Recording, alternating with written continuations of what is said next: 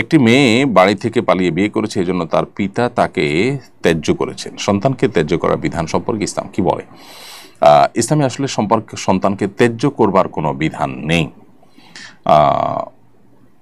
ত্যায্য করা মানে হলো সম্পর্ক ছিন্ন করা, আত্মীয়তার সাথে সম্পর্ক ছিন্ন করা। এটা শরীয়তে হারাম।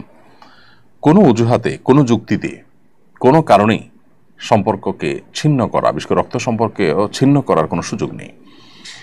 সে ভিডিওটা আমাদেরও দেখার সুযোগ হয়েছে। আমরাও দেখেছি যে বাবা এবং মেয়ে দুজনেই সানন্দে এবং স্বেচ্ছায় একে অন্যকে ত্যাগ করে চলে যাচ্ছেন। এর চেয়ে দুর্ভাগ্যজনক আর কিছু নেই। তাদেরকে আমরা অনুরোধ করবো তারা যেন আল্লাহকে ভয় করেন, নিজের ইগো, নিজের জেদ, নিজের খেদ, এই সব কিছুকে আল্লাহর নির্দেশের সামনে কোরবানি করে দেন। তাহলে সেক্ষেত্রে দিন শেষে তারা মুসলমান হয়ে উঠতে পারবেন এবং সত্যিকারের যে আত্মসমর্পণকারী সেটা হওয়ার সুযোগ হবে তখন। এই জন্য এই বিষয়টাতে আমাদের খুব বেশি মনোযোগ দেওয়া উচিত, আমরা যাতে কোনোভাবেই আল্লাহর বিধানের বাইরে গিয়ে নিজেদের ইগোকে প্রাধান্য না দিই। এবং এভাবে যদি ত্যায্য করেও শরীরের দৃষ্টিকোণ থেকে এটার কোনো ভ্যালু থাকবে না। এখন প্রশ্ন হলো, একটা মেয়ে খারাপ পথে চলে গেছে, একটা ছেলে খারাপ পথে চলে গেছে, তাকে শাসন করা যাবে না?